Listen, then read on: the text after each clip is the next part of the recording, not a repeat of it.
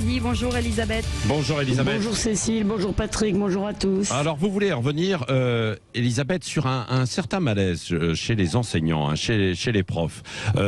Ça se dit ici et là, on a vu quelques reportages, nous avons diffusé aussi quelques enseignants, à tel point qu'il y aurait une crise des vocations à l'éducation nationale. Hein.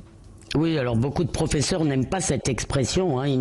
Nous ne sommes pas des curés, disent-ils. Eh bien, un peu si. Hein. Ils ont remplacé le curé, en tous les cas, dans le magistère des esprits. Et vous vous rappelez que Peggy parlait des hussards noirs. Alors, il y a d'abord les démissions. Hein. Ça, c'est un long article du Monde. Pour les professeurs titulaires, il y en aurait eu 400 en 2012 et 1400 en 2018. Hein. Ça reste marginal, mais tout de même, ça a triplé. Pardon. Et il y en a eu 1648 pour la dernière rentrée. Donc c'est en hausse, même si ça reste assez faible. Ensuite, il y a le recrutement, c'est-à-dire combien de combien de candidats se présentent au concours. Eh bien, en une quinzaine ou une vingtaine d'années, ça a été diminué par 2. Il y en a 2 fois moins. En 2021, donc, il y avait 500 postes vacants en primaire et 238 au CAPES, vous savez, le concours pour être professeur dans le secondaire. Il y a eu 5200 candidats admis pour 5440 postes. D'où, évidemment, la baisse de niveau et le déficit le plus marqué, eh bien c'est en lettres classiques, hein, 51% de postes non pourvus en maths et en allemand. Alors le résultat, eh bien c'est que la part des contractuels dans l'éducation nationale est passée de 15% à 22% en 7 ans, hein, depuis 2015. Bon, alors oui, c'est vrai. Allez-y, pardon. Beaucoup de chiffres, mais d'une façon générale, comment on explique ces difficultés, Elisabeth ? Alors, en général, les syndicats et les médias aiment plutôt parler des problèmes d'argent et de salaire, hein, parce que cette peur-là, on la comprend, on sait c'est carré. Les gens veulent gagner plus d'argent, c'est normal. Il est vrai qu'un débutant en primaire gagne 1869 € net en début de carrière par mois. Alors, il y a la prime, il y a une prime Blanquer de 169 € cette année, mais enfin, ça reste quand même assez faible. Et selon l'UNSA, hein, il faut plus de 10 ans pour atteindre 2000 € et 20 ans pour arriver à 2500.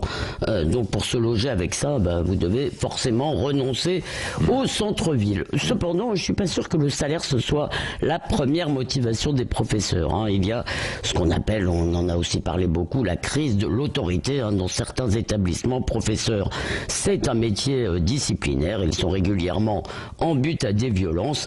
Et puis il y a aussi, pour l'autorité, c'est pas seulement de la discipline, c'est aussi que le statut du savoir, du sachant, est remis en cause par Internet. Et monsieur, je l'ai vu sur Wikipédia.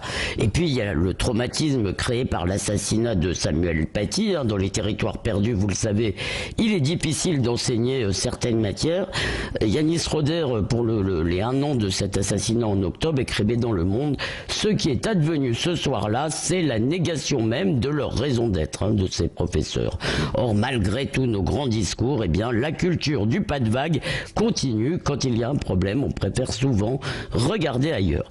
Et puis, je dirais, dans le fond, on a affaire à une crise générale de la transmission, et ça, c'est la responsabilité de toute la société. Hein. Alors, au moment de la Révolution, on a créé les écoles normales, et voilà ce que disait le rapport de Garat et de Lacanal. Vous avez voulu créer un très grand nombre d'instituteurs capables d'être les exécuteurs d'un plan qui a pour but, écoutez bien, la régénération de l'esprit humain. Vous imaginez, on avait vraiment de grandes ambitions. Eh bien, nous y avons collectivement renoncé, et je ne sais pas comment on peut demander aux professeurs de transmettre une culture dont l'actuel président a osé déclarer quand il était candidat qu'elle n'existait pas. Merci Elisabeth Lévy.